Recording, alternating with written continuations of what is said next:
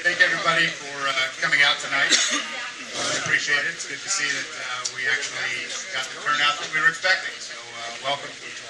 I'm Brian McGowan. I'm a friend and colleague of Andrew Blount. And Andrew and I were having dinner a couple of months ago, and we were talking about his campaign and how expensive it is to run for office.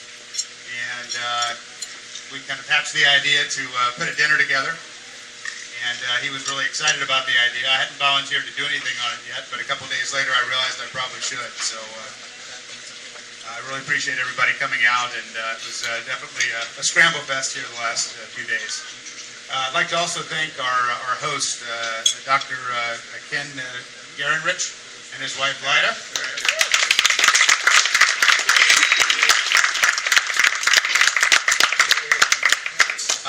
Pretty informal tonight.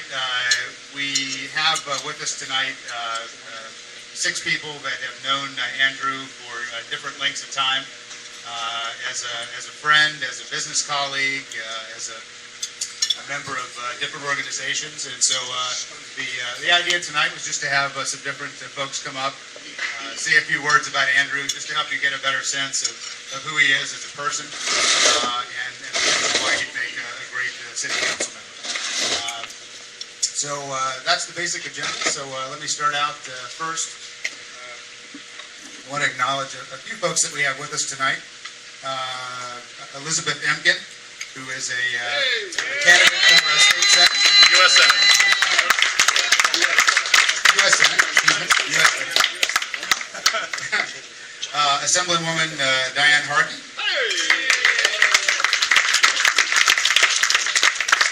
Scott Baugh, the chairman of the Orange County Republican Party. Laguna Hills Councilwoman Barbara Kogerman.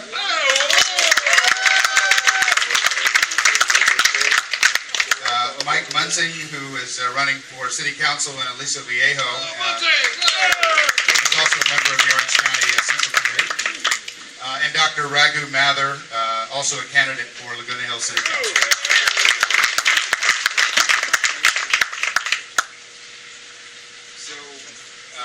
First up tonight, I want to introduce our host, Dr. Ken Gerenraich. Kenny is an accomplished physician and entrepreneur in Orange County. He founded Woodward Laboratories, which at the time was one of the only companies providing treatment against infections of the skin and nails. With 18 patents and 13 patents pending, Woodward Laboratories has evolved into a leading international dermatology company, serving the pharmaceutical, the cosmetic, hospitality, and veterinary industries.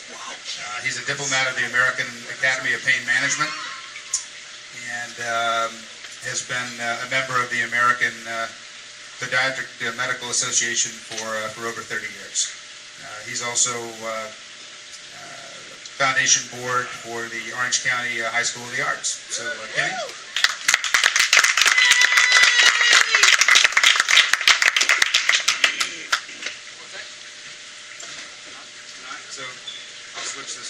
I'll switch out with you. Just tell us a little about Andrew. There we go. This one's working. Hi, thank you for coming. I'm glad you are able to make it tonight. As you know, none of us are really public speakers, but I've known Andrew for about 4 years now. I met him through his holiday lights, and anybody who's seen them knows that they're amazing sights. They're an attraction here in Orange County. I asked him why there wasn't a Jewish section, so instantly he put one up for me. Menorah and little trees and that kind of stuff. It's kind of great. But I've known Andrew, and we've gotten to become very good friends. We've traveled with him, we've cruised with him, and cruising with somebody, you get to know them a lot better because you spend 24 hours a day with them on a ship, and not just eating with them, but you spend time talking and learning their philosophy of life. And Andrew's philosophy of life is a zest and a zeal for life. Is a party in a box, I always say, a party in a bottle. But Andrew also has the same philosophy towards business and the same philosophy towards all aspects of life. You know, his love of his family is foremost in his life, but also goes along with that because his love of the community. And the community is very important to him because his family lives in this community. And if I had to think about Andrew as what are his strong points, he's a mensch. He's a Yiddish word, he's a mensch. He's a good guy. He's just a good, honest, hardworking guy. And one of the things that I've discussed with him, talking about the upcoming election in the city, is some of the things that as a resident of Laguna Hills for now 10 years, I think our city has got a great name, the Laguna name, because you talk to people, and I've talked to people all across the country, and they don't know if it's Laguna Hills, Laguna Beach, Laguna Niguel, but Laguna's got a good name. And yet, we seem to be lacking in some of the things that other cities have. I gave Andrew some examples, and one of the ones that I think is a very prominent one is Cerritos. You look at the city of Cerritos, and Cerritos has got, well, because of the Cerritos Auto Square and the Cerritos Auto Mile, and because of the Cerritos Performing Arts Center, the Cerritos Mall, they have, as a result of the tax base, the Cerritos Performing Arts Center. The Cerritos Performing Arts Center is an amazing, amazing thing. Anybody who's been there has seen it. It's an amazing showcase. It transforms into 5 different settings, from an Italian opera house to a theater in the round to a great theater. And it's also part of with the tax revenue base that came from the Cerritos Mall and from the Cerritos Auto Square. The same benefit that benefits the city of Cerritos. For example, all the citizens there have what they call the COW, C-O-W, the Cerritos on Wheels. And it's a bus that goes anywhere around Cerritos, and it costs $25 for any resident to go anywhere in Cerritos on the bus. They have a world-class gymnasium that's free to all the residents, along with a world-class library that's also free to the residents. And they do things from weekend ventures where they will take the residents out camping. I think it's a $10 or $20 charge. And it's very, very minimal. And there's other cities like that, whether it's Signal Hill, which was proactive in allowing Costco to come in with no taxes for 10 years, and then all of a sudden Costco became the tipping point where businesses opened up around Costco, and Signal Hill is enjoying the revenue that's all of the businesses are providing. Or Cathedral City inside of Palm Desert. There's many cities that have been proactive looking at business and reaping the benefits of it later on. Recently, we've seen a renovation that just occurred next door over in Lake Forest, over in El Toro, and they've got a beautiful center over there now. And we could have those same centers here inside of Laguna Hills and get the benefits of this tax base if we were more friendly towards businesses.